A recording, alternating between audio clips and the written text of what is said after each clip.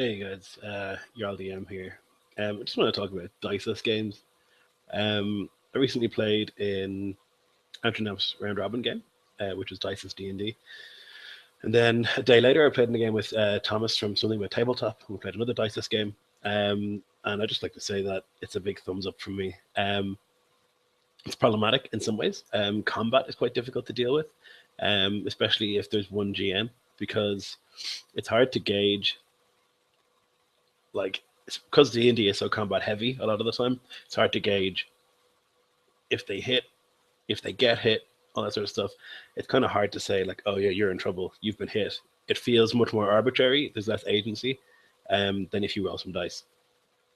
But apart from that one flaw, I think it's incredible. That's takes the mechanics out of it in a way, and I think that's one of my main gripes with D&D, especially when you get to higher level games, is that you've got like these role play elements, and then you get to combat, and then everyone just stops and they roll dice, and they continue to roll dice, and they add up numbers, and it kind of takes all the narrative out of it. It's like I swing.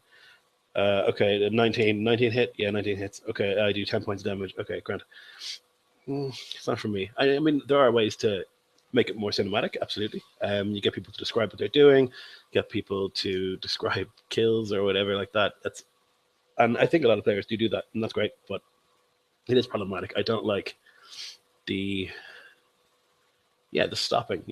Especially I mean, I ran a level 20 game, and good God, it just took forever. Combat takes so long. So I'm a big fan of the dice system. Combat is really narrative. You do need players who are willing to give themselves disadvantages and who are willing to take hits and stuff like that. Um, my One of the games I play a lot is Fiasco. If you watch my channel, you'll know that. Fiasco is totally, well, not diceless, but there's no mechanics for dealing with anything really. You roll a bunch of dice at the start, but then it's just improv the whole way through. I really like that. It gets a bit mental, I guess, and that is something that happens when you have a diceless game. People just say what they do, and then it happens. So you do need people who understand limits to a certain extent.